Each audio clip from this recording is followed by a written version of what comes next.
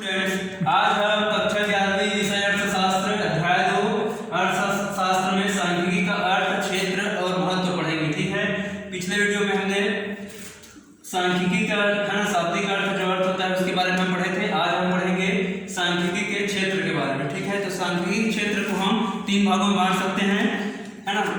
पहला है इसकी प्रकृति, जो सांख्यिकी उसकी प्रकृति, दूसरा है विषय सामग्री और तीसरा है सीमाएं। तो सबसे पहले हम देखेंगे आज सांख्यिकी का क्षेत्र में, है सांख्यिकी की प्रकृति। तो इसके अंतर्गत पहला आता है सांख्यिकी एक विज्ञान है।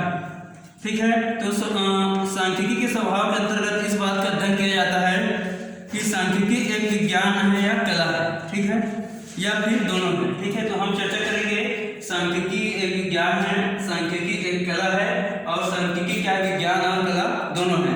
तो सबसे पहले हम देखते हैं सांख्यिकी एक विज्ञान के रूप में इसको हम देखते हैं।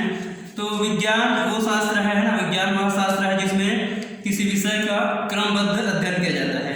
तो विज्ञान की निर्धारित शर्तों की दृष्टि से सांख्यिकी को निम्नलिखित आधार है जिसके आधार पर हम इसको विज्ञान कह सकते हैं। ठीक है, पहला आधार यह है कि सांख्यिकी का ज्ञान, जो सांख्यिकी का ज्ञान है वो क्रमबद्ध समूह है और बड़ी तीव्र गति से विकास कर रहा है। दूसरा इसका आधार है सांख्यिकी की विभिन्न रीतियां हैं वो सभी क्षेत्रों में इसका व्यापक प्रयोग होता है।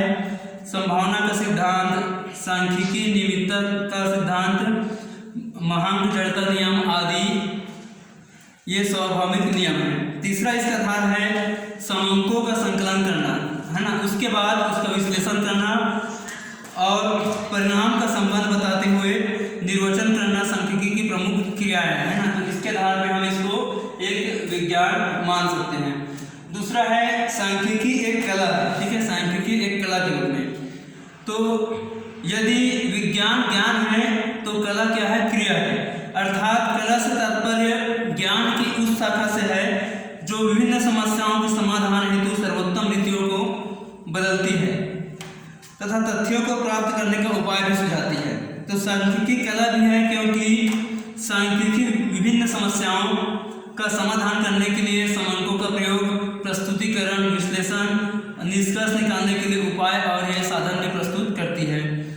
दूसरा इसका आधार है विभिन्न समस्याओं के समाधान के लिए अलग अलग सांख्यिकी रीतियों एवं नियमों का प्रयोग किया जाए। इस बात का अध्ययन भी सांख्यिकी में प्रमुख रूप से सम्मिलित किया जाता है। जैसे सांख्यिकी हमें बताती है कि अंकगणितीय माध्य का प्रयोग कहाँ उत्तम है और माध्यिका का प्रयोग कहाँ अच्छा रहेगा।